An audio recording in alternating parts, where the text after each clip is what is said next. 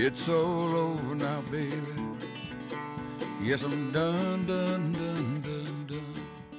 Toute la semaine, c'est en compagnie de Benjamin Royer de la Cour d'Essence que l'on cuisine. Donc là, on est parti sur une deuxième entrée. Oui.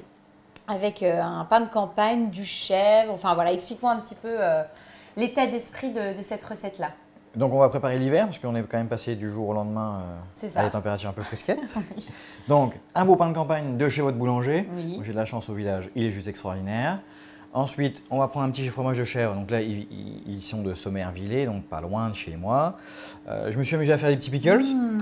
Donc vous vous souvenez comment on fait? On fait des petits morceaux de légumes, on fait chauffer de l'eau, du vinaigre et du sucre à temps pour temps. Okay. Une fois que c'est chaud, on verse dessus et on attend quelques instants, voire quelques heures, quelques jours, et c'est prêt.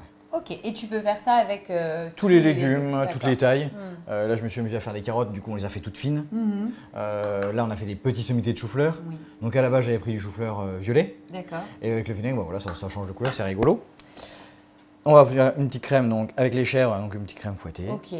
On mettra sur notre tartine avec les petits légumes. On commence par quoi? J'ai pris un petit peu d'avance. D'accord. Donc, j'ai préparé le velouté de petits marrons et butternut. Donc là, il y a butternut, petit marron, tu as fait oignons. Revenir des oignons. Voilà. Tout simplement. Dans beaucoup de beurre. Ok. Et on va le mixer. On va le mixer. D'accord. Vas-y, je te laisse faire. Donc, si vous avez un Thermomix à la maison, ça va plus vite. Oui, voilà. Bah après, un blender, un mixeur. Mais l'idée, c'est en tout cas de rester sur l'esprit velouté et de mixer totalement la préparation. T'as crémé? Non. Parce que j'ai mis beaucoup de beurre pour faire suer les légumes. D'accord, donc ça suffit, faut pas exagérer. C'est riche. Bah, on est en hiver, mais bon quand même, enfin on est en automne, mais... Et puis la crème, elle va être apportée aussi par la chèvre. D'accord. Oui, le côté un peu crémé, crémeux et doux. On est pas mal. Donc là, c'est bon? Oui. On le remet sur le coin du fourneau. Voilà, qui chauffe tranquillement. Voilà, comme ça, on le remet à température pendant qu'on termine... Notre petite entrée, sachant que ça, ce qui est bien dans cette recette-là, c'est comme l'autre, on peut tout préparer d'avance et au moment de dresser, tu remets à température. Là, c'est ce qu'on va faire finalement. Et oui, surtout en ce moment avec les rentrées, les devoirs, etc. C'est quand même pratique. On prépare avant et hop, on est tranquille. Donc là, un pain de campagne. Voilà, un pain d'égo. Avec très peu de levure et beaucoup de levain. Ouais, il est beau. Ah, ça c'est top, j'adore. Donc ça, c'est ton boulanger qui te l'a préparé. Tout à fait. Et il est juste à côté. Oui, il est dans le village, en face de l'église. C'est super quand tu peux profiter d'artisans qui proposent des produits de qualité. Puis on a de la chance, il a gagné plusieurs fois la baguette d'or de Meurthe-et-Moselle. Donc voilà. Donc là, on va les faire griller. D'accord, on les fait toaster. Pour apporter un petit peu, voilà. Alors grille-pain, four, c'est un peu comme on a ce qu'il faut à la maison. Donc là, tu le fais au four? On va le faire au four, tout simplement. On le met quelques instants. Alors, coloration ou pas, c'est comme on veut. D'accord. Donc là, c'est bon.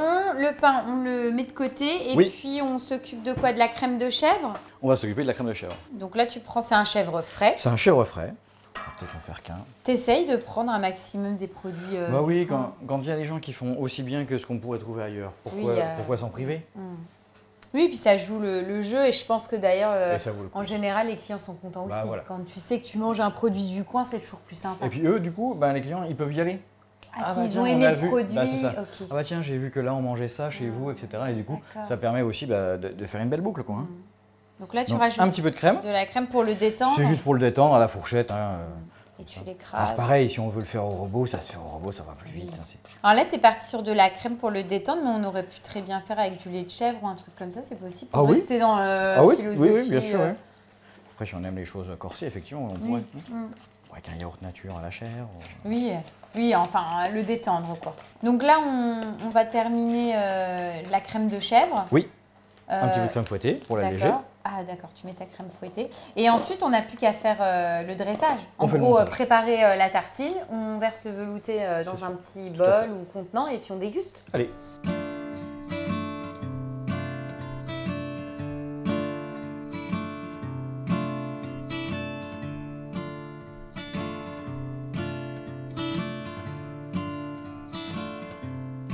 When I walk down your street, through your barred windows, you look at me and you wonder, ever come to ask for one of your precious things that do not last? Oh, your treasures, oh, your treasures.